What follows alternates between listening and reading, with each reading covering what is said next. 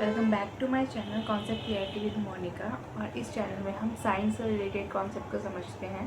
Previous video में हमने isotope और आइसोबार को समझा था और इस वीडियो में हम समझते हैं डिस्कवरी ऑफ इलेक्ट्रॉन। तो इलेक्ट्रॉन क्या होता है? देखो, इलेक्ट्रॉन एक सब एटॉमिक पार्टिकल है। एटम 3 चीज़ों से मिलकर बना होता है, इलेक्ट्रॉन, प्रोटॉन और न्यूट्रॉन से।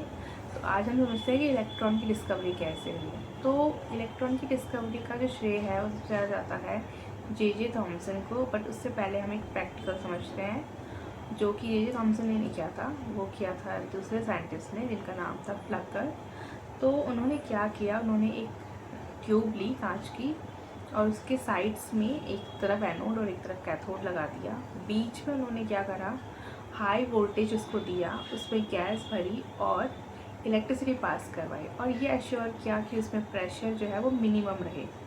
तो जब उन्होंने ये पूरा सेटअप तैयार कर लिया और इलेक्ट्रिसिटी जैसी पास करवाई गई, तो हुआ क्या कि कैथोड जो है वहाँ से कुछ रेज निकल के जो हमारा एनोड है उसकी तरफ को गई। एक ग्रीन लाइट जो है वो चमकी। जब वो लाइट जो रेज है उस पर पड़ी तो ग्रीन लाइट चमक रही थी। तो इससे पता चलता था कि जो रेज कुछ ना कुछ रेज आ रही है कैथोड से एनोड की तरफ को। ये जो रेज आई उनको इन्होंने नाम दिया कैथोड रेज। बाद में क्या हुआ कि कुछ और साइंटिस्ट भी थे जिन्होंने इस पर रिसर्च की, कैथोड रेज के बारे में थोड़ा और स्टडी की। जे थॉमसन भी उनमें से एक थे।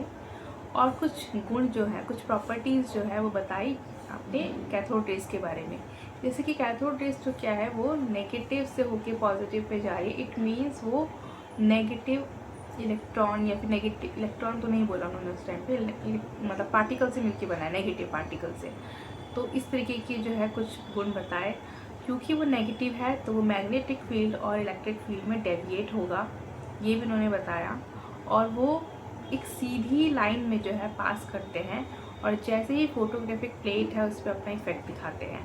तो इस तरीके से क्या हुआ कि जैसे ही ये चीज़ें पता चली तो कुछ टाइम बाद उन्होंने नाम दिया कि ये जो रेज गई है ये जिस पार्टिकल से मिलके बनी है उन्हें ही उन्होंने इलेक्ट्रॉन नाम दिया और ऐसे इलेक्ट्रॉन की डिस्कवरी हुई।